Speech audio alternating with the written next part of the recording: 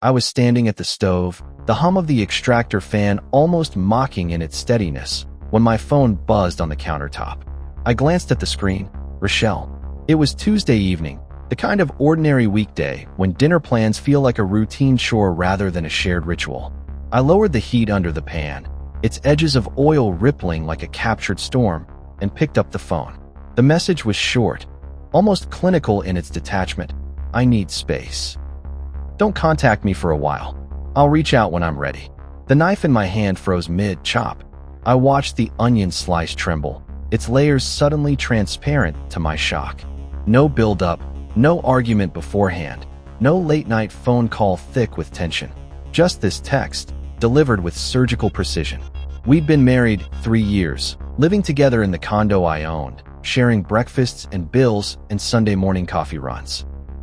I'd thought marriage was a promise of continuity, not an invitation to vanish without warning. I tapped back, my thumb hovering. Okay, take all the space you need. The words felt brittle, like dried petals crumbling in my fingers. I wiped them away and sent something more neutral. I understand. Then I set the phone face down and returned to the onions, but the rhythm was gone. Each chop felt laborious, like slicing through lead instead of vegetable. I moved methodically. Seasoned the chicken, stirred the sauce, arranged the vegetables, yet my mind churned. I replayed our last few days for any sign of trouble. Had I missed something in her tone? A lingering sigh as she watched me at the sink? A glance at her phone I didn't understand? But nothing stood out beyond the usual ebb and flow of married life. She'd been quieter lately, sure, but I chalked it up to stress at work or fatigue after her night classes. By the time the door clicked behind me, I was halfway through plating the food. I set 2 portions on the table, grilled chicken, roasted vegetables, rice seasoned with saffron. It was our favorite combination, chosen on lazy weekends when we pretended calories didn't count. I sat down, fork in hand, and stared at the half-eaten meal. The silence between us yawned impossibly wide. I waited until 9 before I texted again. Are you okay? There was no reply. I checked my email, scrolled social media, even browsed news headlines, anything to distract myself, but by 10 I was back at the table, staring at the phone as if sheer will could summon her response. Then I deleted the unanswered messages. If she needed space, I would give her space, even if it felt like stepping off a cliff blindfolded. For the next 3 days, I moved through a fog. I drove to work without recalling the route, sat in meetings and nodded along while my thoughts drifted. I ate at my desk because cooking felt like making a monument to her absence. I walked into our bedroom and found her side of the closet empty. No dresses or shoes to soften the reality that she might never return. I resisted the urge to call my sister, who lives 3 states away, resisted checking in with friends for updates, resisted dialing the landlord to ask if she'd packed up or slipped out in the night. I told myself silence was respect. But each passing hour felt like another layer of ice settling over my chest. On Thursday afternoon, I tried to focus on work. It wasn't until a ping from my phone broke me open. I unlocked it to see an Instagram notification. Rochelle had posted something new. My heart thudded so hard I could hear it in my ears. I tapped her profile and froze. There she was, glowing on the deck of a white yacht, the sunlight catching her hair like spun gold. She was wearing a 2-piece bikini, the color coral. My favorite color on her. In one hand she held a wine glass, in the other she held the railing, as if balancing triumph and ease in perfect measure. And beside her leaned Trent, her ex-boyfriend, the same man she swore years ago never to see again. My stomach turned to stone. My vision blurred for a moment, and I had to sit down before I toppled to the floor. I stared at the caption, written in carefree script. Healing looks good on me. Healing. A word she'd never uttered when I stayed up late, drying her tears after rough days, or whispered promises that I'd stand by her no matter what. Healing looked good on her now on some luxury yacht, sipping rose among unfamiliar waves. The image mocked me. Her laughter caught mid-smile, his arm around her waist, the horizon dissolving behind them. I closed my eyes and breathed in sharply, as if a lungful of air could clear the betrayal lodged in my throat. I scrolled back up, looking for context. No tags, no geolocation, only that polished portrait of a life I thought I shared. I checked the date, 3 days ago, right after she'd asked for space. I tapped her name again, then tapped it once more, expecting grace, explanation, perhaps remorse. But her feed offered nothing but that single defiant post. I felt the world tip. The walls of our condo seemed to shift, as though my home had betrayed me too. I stood up, shaking, and walked toward the balcony, opening the sliding glass door to let in a breath of cooler air. The city lights blinked at me in oblivious comfort, traffic pulsing below like arteries carrying indifferent life. I closed my eyes, leaning against the railing, letting the night hold me. My mind replayed every late night conversation, every shared sunrise, every vow we made. And in that quiet moment, I realized I wasn't the one who broke. She did. She ejected me from her life so cleanly, so decisively, and turned our shared history into mere chapters of a story she no longer wanted to finish. I drew in a slow breath, tasting the salt of tears I didn't let fall. My jaw tightened. My heart, numb by shock, started to beat again, steady, determined. I turned from the railing, stepping back into the condo that was mine. The oil burner hissed softly in the kitchen. The table rustled as the breeze moved a napkin. Everything awaited my decision. I wiped my hands on a dish towel and squared my shoulders. My stomach still felt like stone, but beneath it, something warmer stirred. A quiet conviction that I would not wilt under this message. I would respond, not with panic or pleas, but with resolve. And so, with the echo of her words hanging in the air, I took the first step toward reclaiming my life. Saturday morning arrived with an unexpected calm. I woke before sunrise, the air inside the condo still cool and crisp, as if the walls themselves had exhaled relief. My head throbbed faintly, a remnant of restless nights chasing the echoes of Rochelle's departure. I padded into the kitchen, poured strong black coffee into a mug, dark as my thoughts, and turned it over in my hand like a talisman. Today, I decided I would show her what distance truly meant. I fetched my keys and slipped out into the quiet parking garage beneath the building. The Lexus SUV sat where she had parked it the night she left, tires turning brittle near the concrete curb. I'd bought it 8 months ago to surprise her. Her credit was too shaky to qualify, so I'd taken the title, loan, and insurance in my name. I remembered the smile that had broken across her face when she first slid into the driver's seat, running her hand along the dashboard as if it were a new luxury cruise. That memory cracked something inside me now, but I ignored it. I drove home the night she disappeared, glancing at the empty passenger seat and fighting the urge to check my phone for a message. Nothing came, but this morning I would take control. I had already called a reputable dealership, arranged an appraisal for late morning, and prepared to let the SUV go. A clean break, sold to a stranger who would never know what it once meant to me. The drive to the dealership was smooth, the city streets still dormant at 7 a.m. I parked under a row of fluorescent lights and stepped out, stretching my shoulders against the chill. The dealership lot glimmered with cars waiting for new owners, their paint fresh and windshield spotless. A salesman greeted me with rehearsed enthusiasm. He led me through the inspection, checking tires, engine noises, interior trim. I listened without emotion, standing straight as he nodded approval. Good condition, low miles. You'll get a fair price. I signed the paperwork and watched him process the sale. $300 I'd spent on the locks, another $4,000 coming for the SUV. Money, I reminded myself, was replaceable. Trust was not. As he handed me the cashier's check, I tucked it into my wallet and offered a curt nod. No small talk, no explanations. I drove away feeling a curious lightness, as though something heavy had been lifted from my shoulders. Back at the condo, I carried in groceries: eggs, toast, coffee, fruit. Staples I knew she never touched. I placed them on the counter, the echo of her absence loud in the empty cabinets. Then I retrieved the locksmith's invoice, set it next to the groceries, and thought about the locks I'd replaced. 3 tumblers, a reinforced deadbolt, a new key cut for me alone. I tried to imagine how it must feel to turn a door handle and find nothing but cold metal where there had once been welcome. For the first time in days, I sat at our dining table and ate a meal that wasn't cold from disuse. I spread butter on thick toast, poured coffee into the chipped mug she'd complained was imperfect, and sipped carefully. The taste was bitter but honest. I thought of her message again, "I need space," and realized I had given her space more absolute than she had imagined. She may have meant emotional distance, but I had taken it to its final conclusion.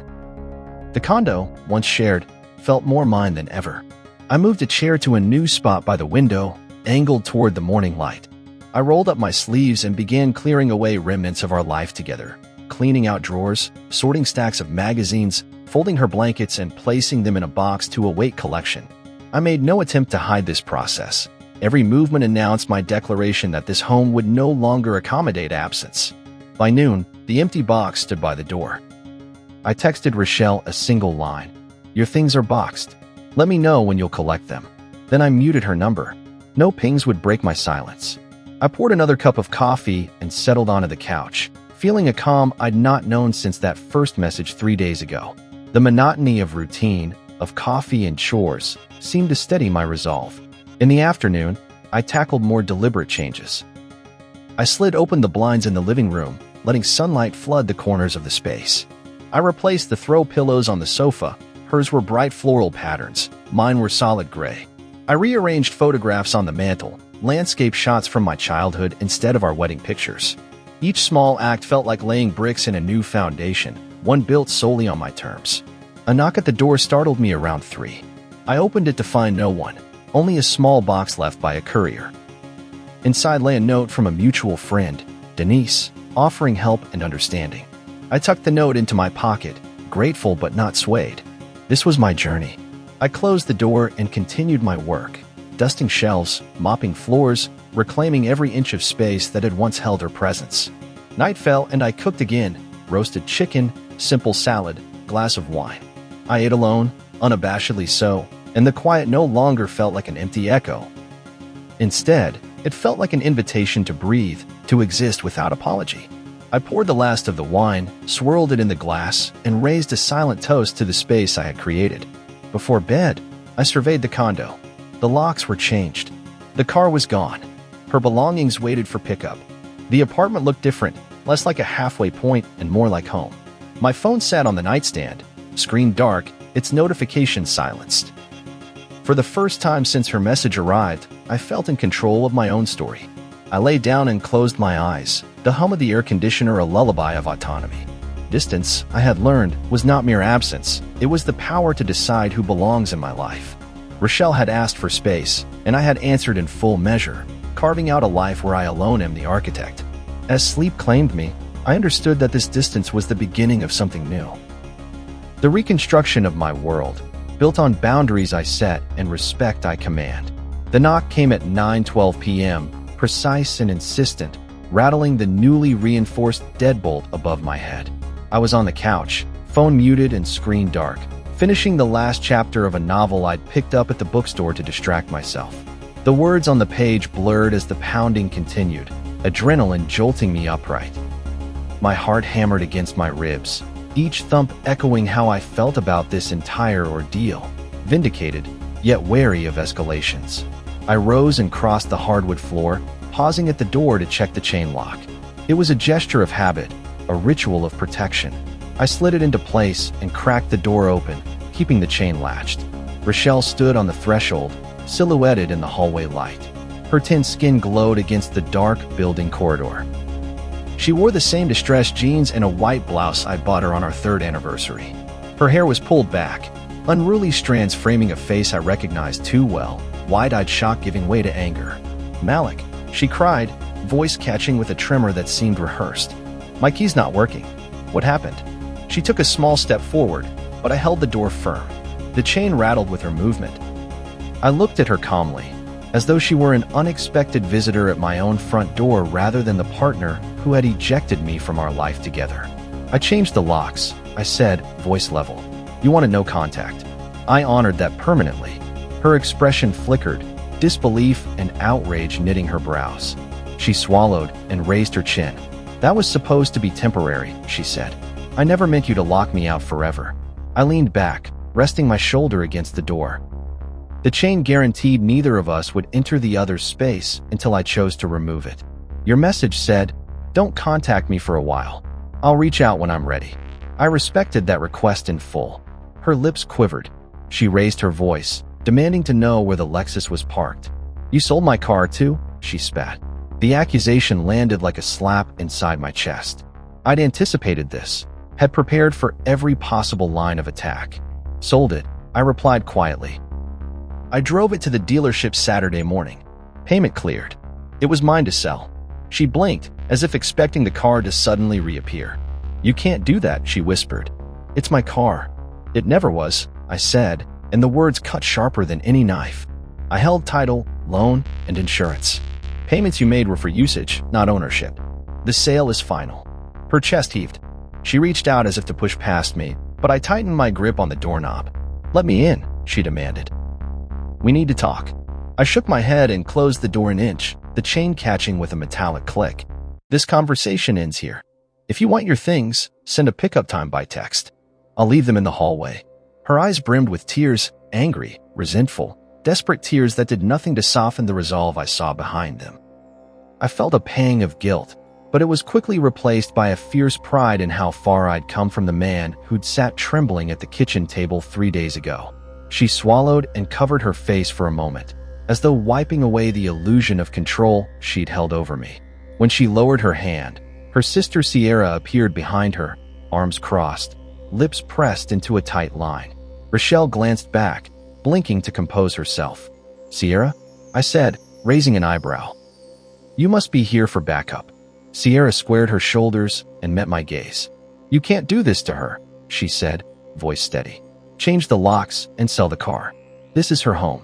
"This was our home," I corrected, until she chose to vanish and post Instagram photos with her ex. "I'm giving her the courtesy of letting her reclaim her things without disturbance, but you and she will not cross this threshold." Sierra's jaw clenched. She took a single step forward, placing herself beside Rochelle as though forming a united front. "You're being cruel. You know she's upset." "I'm being practical," I replied, and pressed one finger against the door, gently nudging it closed while keeping the chain on. "You can collect her belongings when she decides on a pickup time. Until then, this door stays locked, and I stay where I belong, in my own home." Rochelle's voice cracked as she shouted, "This isn't over." Sierra echoed the sentiment in a harsher tone, but I caught a flicker of uncertainty in their stance. The chain held them at bay, both physically and symbolically, the protective barrier I'd built to safeguard my peace. I watched them storm off down the hallway, the click of their heels fading into the distance. My breath came slower now, less ragged, as the tension drained from my shoulders. I unlatched the chain and opened the door fully, peering into the empty corridor. The boxes of her clothes, shoes, and personal items sat neatly stacked against the far wall, waiting for her to claim them. I stepped back inside and let the door close quietly. The condo felt still, as though it had been holding its breath through the confrontation. I moved to the boxes, running my hand across the top one, a collection of things that once carried the weight of our shared life. Now they were just objects, devoid of the power to hurt me. I left them where they were and walked to the window to look out at the city lights. On the street below, shadows shifted as cars passed. People moved on with their own lives. In the distance, the glow of signs and street lamps formed a mosaic of everyday continuity. Nothing would pause for the upheaval of one relationship. I closed my eyes and inhaled deeply. The air smelled faintly of the takeout I'd ordered earlier: garlic, basil, melting cheese. I realized I was hungry but unafraid, alone but resolute. Rochelle had tested old boundaries, but I had redrawn them in permanent ink. Behind me, the boxes stood silent. Ahead of me, an open world awaited, one where I controlled who entered and who remained locked out. And in that knowledge, I found a measure of peace I hadn't thought possible 3 days earlier. The door, my door, was secure. My heart, now fortified, felt ready for whatever came next. Morning light filtered through the slatted blinds as I prepared myself for what I was pretty sure would resemble a circus more than any ordinary Sunday. I'd spent the night before arranging the boxes of Rochelle's belongings neatly along the hallway outside my condo, each carefully labeled and taped shut. By sunrise, the corridor was lined with suitcases, duffel bags, and cardboard cartons, a small convoy awaiting collection. I poured a fresh cup of coffee, its steam curling upward in lazy spirals, and considered my plan: remain inside, observe quietly, and let events unfold. At precisely 10 o'clock, a knock rattled the door so hard the framed photo of my childhood home trembled on the mantel. I peeked through the peephole to see Delilah, Rochelle's mother, flanked by Sierra, who held an armload of what looked like decorative pillows, and Rochelle herself, seated in the passenger seat of a silver sedan idling in the courtyard. Outside, Delilah's minivan idled behind, windows tinted to shield its occupants from the morning sun. This was family pickup day, a formality they'd insisted on, a grand gesture of retrieval after my decisive actions. I opened the door just enough to show the boxes lined in the hallway. Delilah's face registered shock at the sight, a neat row of personal effects that had once been decorative touches in our shared life. Sierra shifted the pillows in her arms as though they were armfuls of cash rather than sentimental cushions. Rochelle sat in the car, arms crossed, her legs folded and ankles turned inward, an expression of simultaneously contained anger and hurt. Delilah stepped forward and uttered her rehearsed pleasantries, voice pitched too sweetly to mask her indignation. "Malik, dear, surely we can work this out. We've driven all the way from her mother's house to collect these things. There's no need for hard feelings." She glanced inside the condo, looking for displacement or disarray, and found none. My living room remained exactly as I'd arranged it, Spartan, functional, unyielding to her expectations. I nodded politely. "Your daughter's items are right here. Please take them." My tone held no invitation for negotiation. Delilah's lips pursed. She shifted her purse on her shoulder and stepped closer, her perfume, a heavy floral scent, filling the doorway. "Rochelle's nowhere else to stay until we figure this out," she said, as if that entitled her to invade my space. Behind her, Sierra scowled, her eyes flicking between me and the stacked boxes. "I'm sorry, but this is my home," I replied. "Rochelle will have her things. She can arrange a time to pick up what she needs." I held her gaze, refusing to be cowed by her presence. Delilah huffed, then gestured toward the boxes as if they were evidence, not belongings.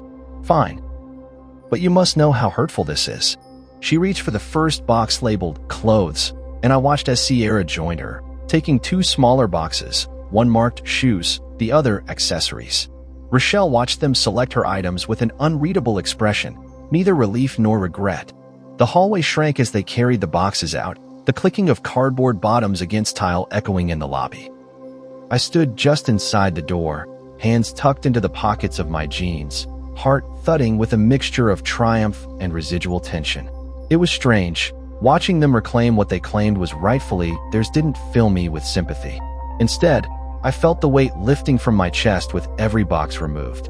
Delilah paused mid-step and turned to me, arms laden now with two more boxes. "Once you return her car, maybe things will be different," she said. The comment was loaded, suggesting my actions had severed more than locks. They'd severed any hope of reconciliation. I met her gaze without flinching. "The car sale was final," I said. "Title, loan, and insurance were all in my name." She had space. She took it. That was her choice. Rochelle's voice cut through the tension as she spoke from the car. "That's enough, Mom." Her tone was sharp, tinged with frustrated relief. "Let's just finish this." She opened the car door, emerging in well-worn sneakers and a lightweight jacket that bore my zipper pull, one of the few objects I'd quietly left behind. She lifted a box of books, its sides crumpling slightly under the weight, and took a deep breath as she closed the door behind her. Sierra loaded the remaining boxes into Delilah's minivan. Delilah drove the sedan, and Rochelle followed behind in silent protest. I watched them line up at the exit and wheel out into the street, a convoy that marked the end of their claim on my space. Only then did I feel the final, hollow echo of her absence settle in the empty hallway. I closed the door, reattached the chain, and exhaled deeply. The silence that followed was a stark contrast to the drama I'd witnessed. I moved back into the living room, every footstep resonating in the emptiness. I passed the spot where we once shared morning coffee, where her mug had sat beside mine. I touched the coffee table lightly, imagining her sitting there, arguing about weekend plans or reading a book. The absence was palpable. To reclaim my environment fully, I decided to reconfigure the space. I gathered the decorative pillows she'd once chosen and placed them in a laundry basket destined for the donation center. I shuffled the furniture to face a different angle, angling the couch toward the window instead of the wall where her art prints once hung. As I did this, I realized the condo was no longer ours. It was failing to accommodate her presence, giving way to my own needs and aesthetic. By afternoon, the apartment felt open. Light poured in from the windows, bouncing off the freshly painted walls. I brewed another pot of coffee and poured a second mug, savoring the rich aroma that no longer carried memories of shared sips. I I sat down with my laptop and began researching local painters and furniture stores, noting color swatches and layout ideas I'd never dared explore before. Later, I stepped onto the balcony with a cold beer in hand and gazed at the sunset. The skyline wore its golden hour glow, and the city hummed its evening refrain. I felt a softness in my chest, a quiet peace I hadn't known was possible, born not from romance or companionship, but from the clarity of solitude. As dusk settled, I stood shoulder to shoulder with my own reflection in the sliding glass door. The man staring back at me was not the one who froze at that first message on Tuesday evening. He was someone taller, steadier, someone who had reclaimed his home and his heart. The family pickup circus might have come and gone, but the real procession was the one I held inside. Grief, anger, resolution, and finally, acceptance. Night had fallen, and the condo felt unnaturally quiet. I stood in the kitchen doorway, arms crossed, listening to the soft hum of the refrigerator as though it were a makeshift companion. My phone lay on the counter, its screen face down, notifications muted. I told myself I'd earned this respite, no more tears, no more frantic calls. But then it vibrated. A message from an unknown number. "You piece of..." I flipped it over. Sierra's number. Before I could delete, another buzz. Rochelle's name flagged through Sierra's phone.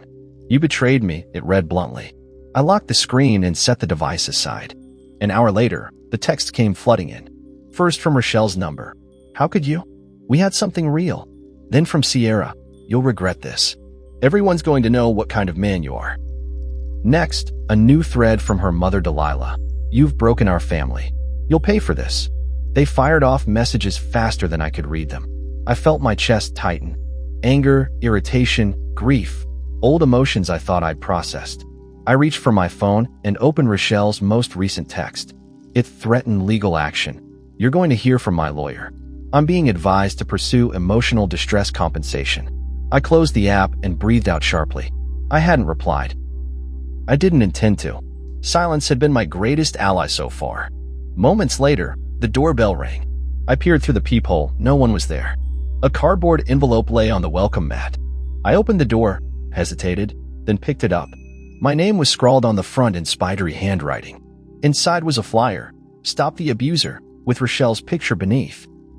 The words "fake news" scrawled in red across the bottom made clear that this was her latest smear campaign, an effort to tarnish my reputation among mutual friends and neighbors. I let the envelope flutter to the floor and shut the door. My heart pounded as the scope of their plan sank in. They weren't content to call and text. They wanted to drag me through mud publicly. I paced the living room, mind racing. Who would believe what? My condo building was small, word spread fast. I could already imagine whispers in the lobby, curious glances from the mailman, concerned check-ins from neighbors I barely knew. But I had allies. I thought of Micah, Denise, Khalil, the ones worth explaining to. I pulled out my phone, unmuted notifications, and opened my group chat with them. Within minutes, Denise messaged back, "Ignore it. You know the truth. We've seen how unfair she's been. Micah, if she starts trashing your name online, let me know. I can back you up. Khalil, I've got your six, brother. Don't let them gaslight you." My chest eased at their solidarity. I deleted the flyer from my screen and slid it into the trash. Then I pulled up a blank note and typed a short message to everyone else who messaged me. Rochelle's airing personal grievances. I have the legal documents to prove my actions were lawful. I won't engage further here. That felt good, clear, factual, unassailable. I had sinned. Later, as I unpacked a fresh bottle of whiskey I'd been saving for a truly bad day, I realized this was exactly that. I poured a single measure into a glass and held it up to the light. The amber liquid glowed, warm and inviting. I took a sip, letting the burn map its way down my throat, sharp, honest. The next morning, I awoke to more notifications. Social media alerts, friends asking if I was okay, others inquiring what had happened. I opened Instagram to see a string of comments under my last post. Concerned emojis. "We're here for you. Don't let her drag you down." I paused, thumb hovering over the keyboard. I didn't need to explain my side publicly. My private circle knew the facts. I closed the app and picked up my schedule for the day. Work at 10, gym at noon, legal counsel appointment at 3. The lawyer, a steady-voiced woman named Alicia, had called to say she'd drafted a cease and desist letter ready for Rochelle's attorney. I felt my pulse steady. This was control, not chaos. At the gym, I pounded the treadmill belt with force, imagining each step shaking off their accusations.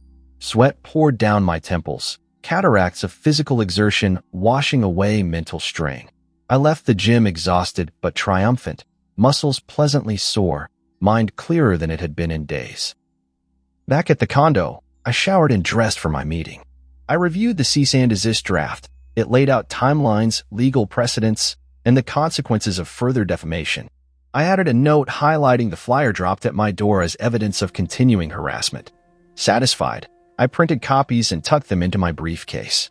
At 3 o'clock, Alicia greeted me in her office lobby with a firm handshake. We reviewed the paperwork, and she warned me that Rochelle's lawyer might counter with frivolous motions, but that our position was rock solid. I left her office with a sense of relief so palpable it felt like air rushing back into lungs that had been holding their breath. That evening, I walked home by way of the waterfront. The river was wide and dark under the city lights, its surface reflecting neon flickers, a mosaic of chaos made graceful. I leaned against the railing and let the breeze carry away the weight of the past days. Rochelle's campaign of guilt text and smear tactics was merely a last-ditch effort to shift blame. It wouldn't stick. Back in the condo, I changed into comfortable clothes and prepared dinner: grilled salmon, quinoa salad, a simple meal that underscored my autonomy. As I minced garlic, I realized I hadn't cried or shaken or felt panic since I responded to Denise's messages. My emotions were still there, simmering beneath the surface, but they no longer dictated my actions. I sat at the table and scrolled through my contacts, considering who else might need a heads up. I decided on a brief message to my landlord, Troy. If you hear any complaints, this is an ongoing personal matter with an X. No lease violations on my end. I appreciate your understanding. I hit send. Finally, I turned off my phone notifications and set it aside. I lit a single candle on the table and ate by its glow. The flickering light cast dancing shadows across the walls, and I let it remind me that peace often arrives through small gestures. When I finished, I washed the dishes and stacked them to dry, then walked to the balcony. The night sky was clear, stars pricking the darkness. I stood there, arms at my sides, breathing in the cool air. The world felt expansive again, beyond the reach of those guilt-laden texts and smear campaigns. In the quiet, I realized that Chapter 6 of this ordeal, the stretch of relentless messages, defamation attempts, and emotional warfare, had taught me something crucial. I could endure attacks without losing myself. The boundary between respectful space and malicious intrusion had been tested, and I'd held firm. I went back inside, extinguished the candle, and chose a new book from the shelf, one without memories attached. As I turned the first page, I understood that their campaign would fade, just as the candle's flame had. The ringtone of my phone in the middle of Thursday afternoon was a jolt, sharp, insistently loud in the quiet of my condo office. I glanced down at the screen. Troy, my landlord. My stomach clenched. After the smear campaigns, the guilt texts, and the flurry of attorney letters, I braced myself for every eventuality except this. I hit answer and lifted the phone to my ear. "Hey, Malik," Troy said, his voice steady but cautious. "You got a minute?" I leaned back in my chair, folding one leg over the other. The morning sun slanted through the blinds, painting stripes across my desk. "Of course, Troy. Everything okay?" He inhaled, as though gathering courage. "I've had a complaint." I felt the air thicken. "About noise?" I asked, recalling the perfectly still nights since I'd changed the locks. "Not exactly," he said. "Somebody called the management office. They claimed they heard disturbances, drama, from your unit last night." A faint pulse of adrenaline surged. "Disturbances?" I echoed. "I was here alone, working late. No noise beyond typing and the occasional door click." He paused. "I get that. I just wanted to check in before anything serious happens. You haven't had any unpaid rent or anything like that, right?" I released a breath I didn't realize I'd been holding. "No, rent's paid. Always has been. And I haven't had anyone staying over. It's just me." Troy's tone softened. "Good. Look, I don't want to hassle you, but the caller was pretty insistent they heard shouting, maybe an argument. Could be someone else in the building, but they thought it was coming from your floor." I massaged my temple, considering how best to reassure him without unleashing details of my personal turmoil. "I understand. I'll be mindful of noise." But I assure you, I've been alone, and the only thing raising my voice lately has been my lawyer. I managed a calm chuckle. No arguments here, just paperwork. He chuckled softly on the other end. All right, Malik. If I hear anything else, I'll let you know, but I trust you're handling it. Thanks, Troy, I said. I appreciate the heads up. I ended the call and set the phone face down on the desk. My heart still fluttered, but this was far from the collapse I'd feared. The complaint could be the neighbor's unfortunate mishearing of my occasional muttered arguments with myself as I drafted email responses to Rochelle's texts, or maybe some deliberate echo from her camp. Either way, it was nothing a calm conversation couldn't solve. I stood, stretched my arms over my head, and walked to the window overlooking the courtyard. There, a few tenants lounged by the pool, oblivious to my internal storm. The building's swirl of everyday life. Mail being delivered, people chatting, someone's distant laughter reminded me that this condo was my space to protect, not a battlefield for their vendettas. Deciding to preempt further misunderstandings, I drafted a short email to Troy. Thanks for letting me know. I've had no guests lately, and I'll keep noise minimal. If you receive any more complaints, please check with me before taking action. I'm available to clarify immediately. I hit send and felt the weight lift from my shoulders. It was a small step, but it reaffirmed my control over this space. Later that afternoon, my best friend Imani swooped by unannounced, carrying her laptop and a bag of snacks. I greeted her at the door, grateful for the distraction. She shrugged off her jacket and dropped onto the couch. How's the war zone? She asked, eyeing the empty hallway and pristine living room. I laughed, the sound a release valve for lingering tension. My landlord thinks I'm hosting cage matches in here. I told her about Troy's call. She sipped from a soda can and frowned. Classic smear tactic. Spill rumors of noise. Get you in trouble. Exactly, I said. So I wrote him a note. Clear the air. I gestured to my desk. Sent it already. Imani nodded approvingly. Smart move. Transparency wins. She booted up her laptop. Now, let's take your mind off this for a bit. I found a great new podcast on urban gardening. Thought you might like to start that balcony garden you mentioned. I sank back into the couch cushions, feeling the corners of my mouth lift. You're a genius. Let's do it. As she clicked through seed catalogs online, I felt normalcy return. The tension from the call receded in the collective excitement of dirt, planters, and hydroponic possibilities. That evening, I carried 2 potted herbs, basil and mint, to the balcony. The concrete beneath my feet felt solid in mine. I arranged the pots along the railing, lining them in the slanted orange glow of the sunset. I pressed the soil around the roots, whispering encouragements to the tiny green leaves. I could almost hear Imani's voice in my head. Growth is your new focus. When the city lights flickered on below, I peeled off my shirt and changed into shorts. I stepped onto the balcony again, glass of water in hand, and surveyed my handiwork, 2 specks of promise against the urban skyline. My landlord's call felt like a ripple in the larger pond of my life. Annoying, but nothing more. I could manage ripples. I could steer my own boat. A soft ping from my phone reminded me that the world beyond my condo still buzzed. Another text from Troy. Thanks for the note. All clear here. I smiled and replied. Thanks for understanding. Then I slipped the phone into my pocket. I leaned against the railing, inhaling the scent of warm concrete and fresh herbs. The city below hummed. A reassuring backdrop to my reflection. I thought of the days since her message broke me and all the steps I'd taken to rebuild.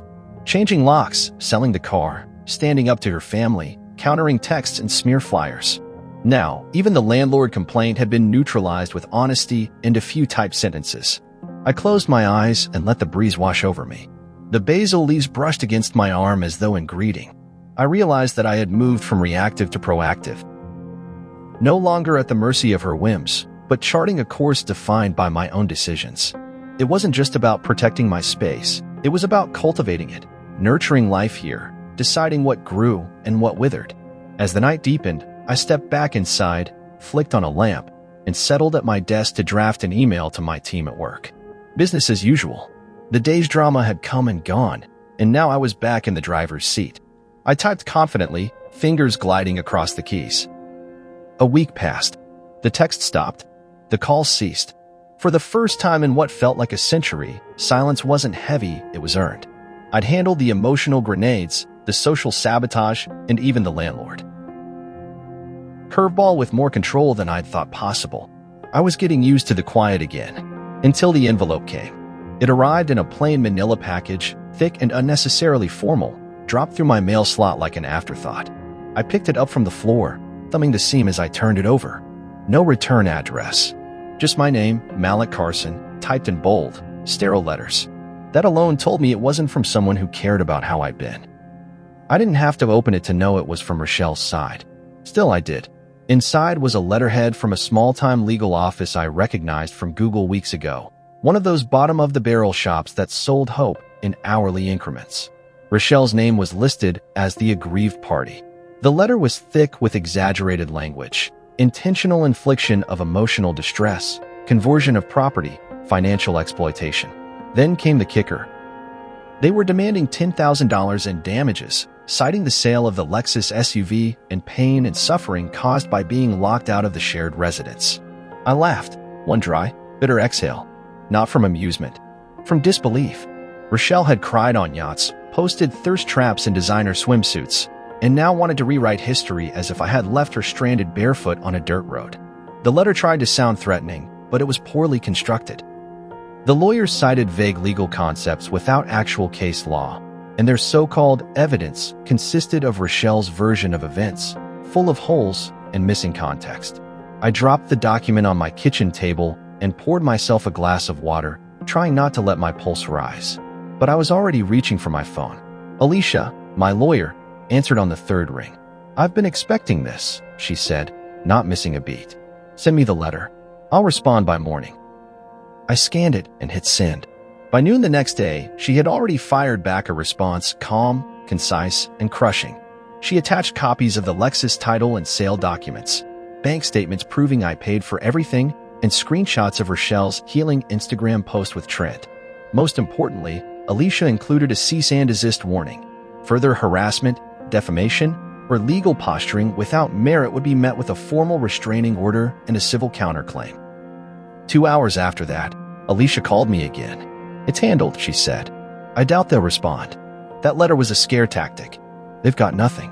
I didn't respond at first. I just stared out my window at the city below, listening to the hum of passing cars. When I finally spoke, it was slow and steady. I knew they were desperate. I didn't think they'd stoop that low. Alicia didn't say anything for a moment. Then, with quiet confidence, she replied, "People like Rochelle rely on chaos. You removed her ability to control the narrative. Now she's grasping at anything that might shake you." I ended the call with a thank you and set the phone down. That night, I allowed myself a moment of pause. No work, no planning. I sat on the couch, legs stretched out, remote in hand, flipping through shows I used to watch with Rochelle. I stopped on a documentary, one about rebuilding after natural disasters. Seemed fitting. I watched cities get razed, then razed again, stronger and smarter. That was me now. That was the mission. The next morning, I went for a run. Not because I wanted to escape, but because I could. For blocks, my feet pounded pavement, rhythm steady, breath sharp. Each stride felt like a new kind of exhale, releasing frustration, betrayal, and whatever residue Rochelle's name still left on my skin.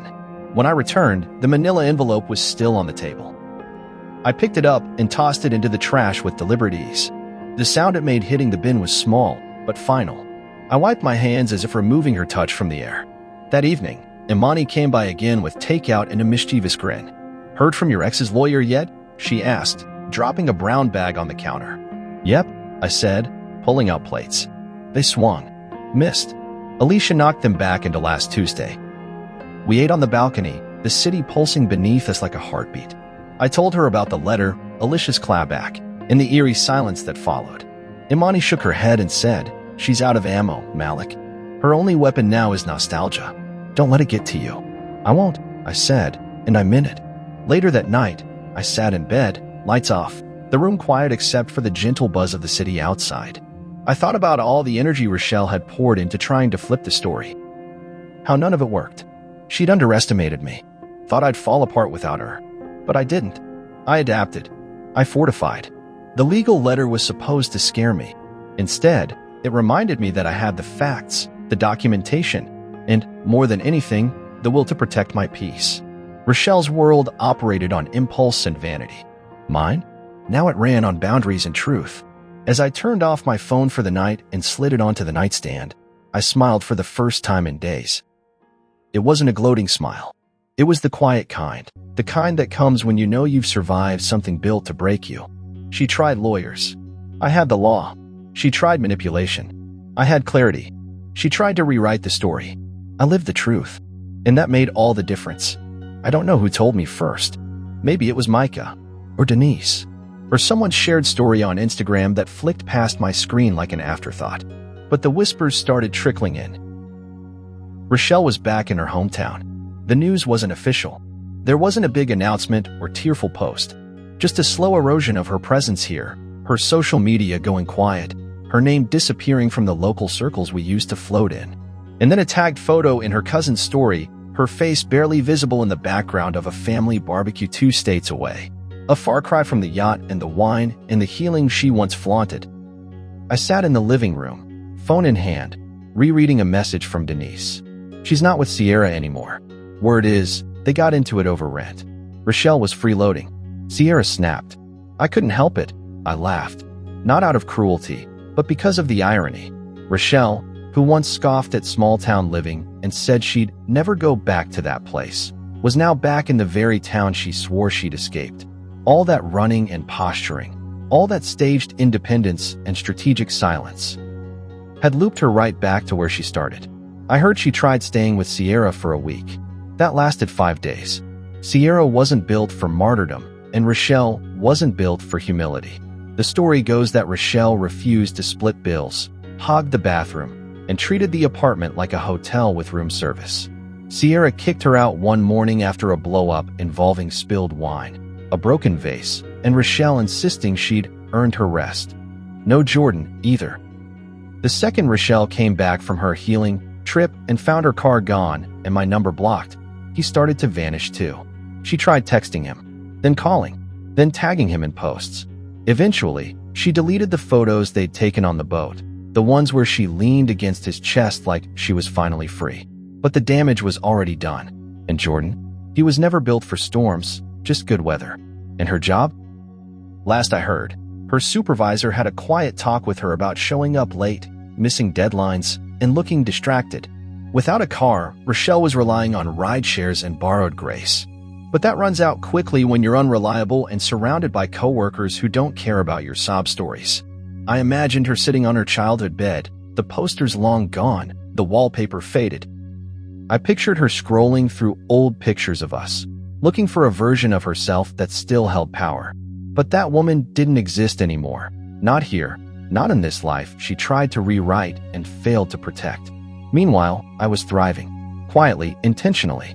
The condo had transformed. I'd repainted the walls, soft gray in the living room, a deep navy blue in the bedroom.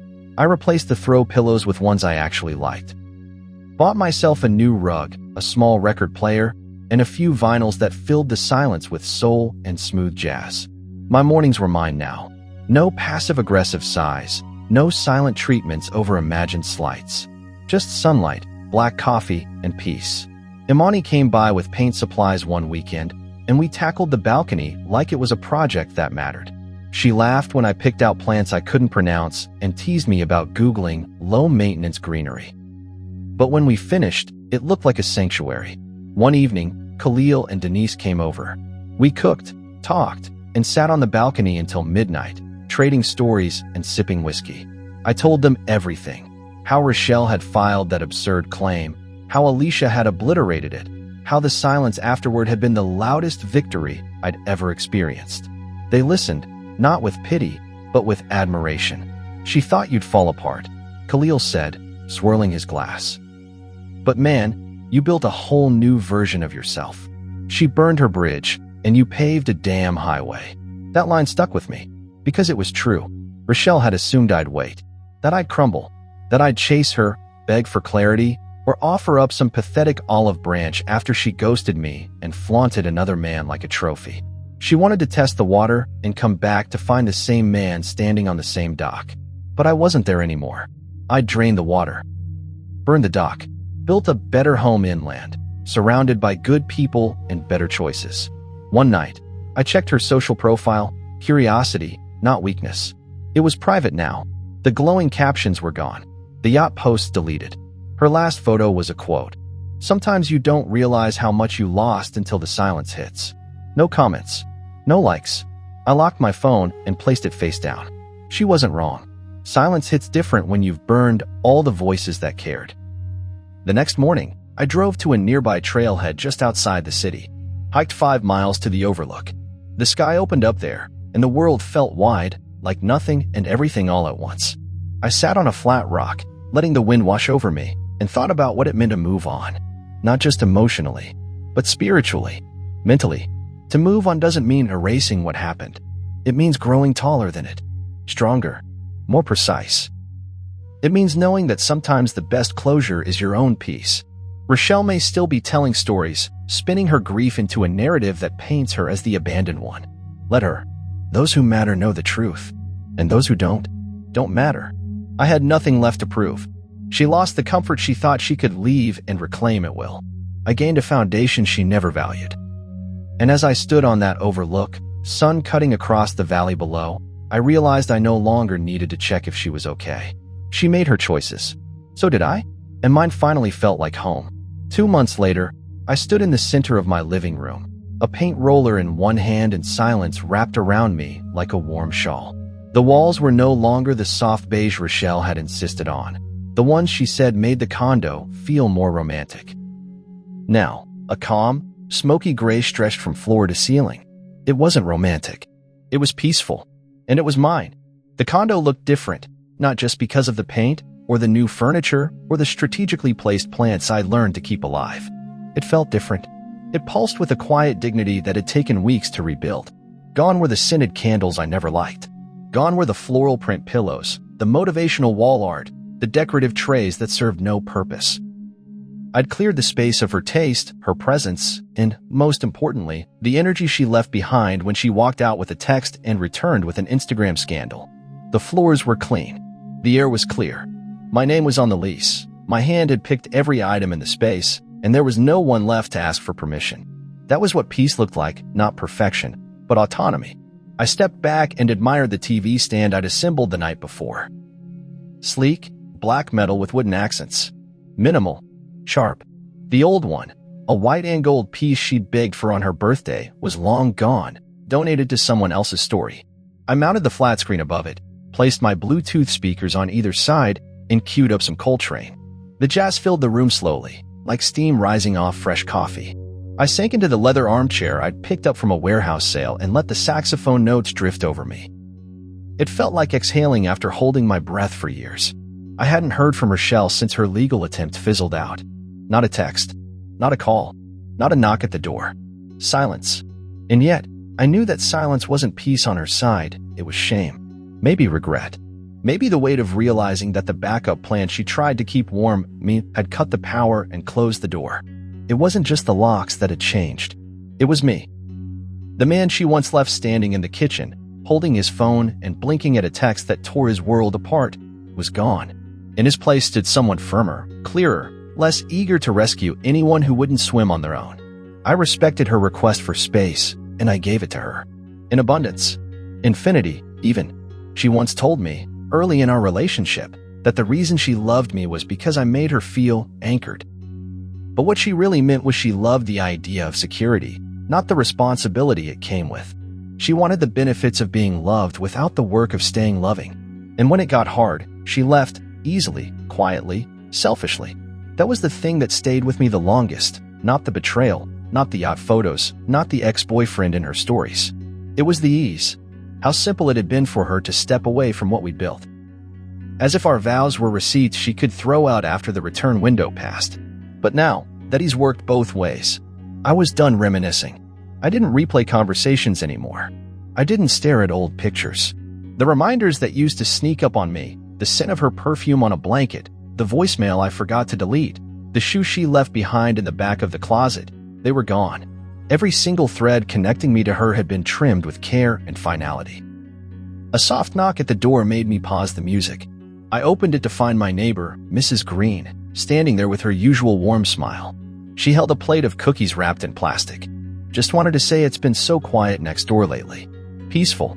Whatever storm you were weathering, you came through it with grace, she said kindly. I chuckled, accepting the plate. Thanks, Mrs. Green. It's been a journey. She patted my shoulder like a proud aunt. Sometimes, life clears people out of your way on purpose. When she left, I placed the cookies on the kitchen counter and smiled. That was the thing about healing. It didn't come with fireworks or grand announcements. It came quietly. It looked like grocery runs without anxiety. Mornings where I made coffee without feeling the urge to check my phone. Nights when sleep wasn't interrupted by dreams of someone walking away. It looked like repainting a room. Like buying furniture that fit my taste. Like music that played without memories attached. Later that night, I sat on the balcony under a clear sky, sipping ginger tea and watching the traffic lights flicker below. I looked around the condo, now aglow from the new floor lamp I'd ordered, and I knew. I didn't just survive Rochelle's departure. I transformed because of it. She thought she was walking out on a man who would chase her. Who would collapse under the weight of abandonment and come crawling back the moment she offered crumbs of affection. But I didn't. I took the hit, sat with the pain. Then I got up. I changed the locks, sold the car, redrew every boundary. She lost more than she thought. Not a car, not a condo. She lost the quiet loyalty of a man who showed up, a man who stayed, a man who loved her without condition and gave her space, even when it shattered him. I didn't break. I bent, and then I rebuilt. Quietly, powerfully, on my terms. As the stars flickered overhead, I leaned back in the chair, letting the night hold me. No guilt, no anger, no lingering questions. Just peace, painted in fresh colors, seated on new furniture, played to the soundtrack of my own damn freedom.